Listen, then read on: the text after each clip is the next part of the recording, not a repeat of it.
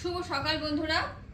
তো এই মাত্র আমার পুজো শেষ হলো আর কি, গোপাল পুজো শেষ হলো, কৃষ্ণ পুজো শেষ হলো।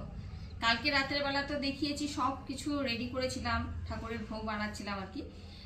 কালকে রাত্রেবেলা 12টার পরে যখন কৃষ্ণের জন্ম হয়েছে তখন ঠাকুরকে অল্প করে ভোগ দিয়েছিলাম।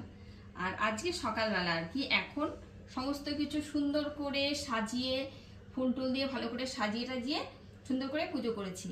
আর এই দেখো নিচে ভোগ সাজিয়ে দিয়েছি, আর নিচে না আমি ভাবলাম যে শুধু বাটাগুলো দেবো, তার জন্য একটু ফুল দিয়ে সাজিয়েছি।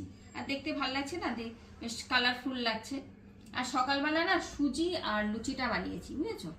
আর রাতের বেলা ওই মালপোয়া আর বানিয়ে রেখেছিলাম, ক্ষীর, তালের বড়া, এগুলো সব বানিয়ে রেখেছিলাম। আর সকালবেলা এইটুকুনি বানিয়ে পুজো টুজো হয়ে গেল। এই আর কি, কেমন লাগছে তোমাদের কমেন্ট করে জানিও। আর তোমরা কে কেমনভাবে পুজো করেছো ব্লগে তো দেখতেই পাবো,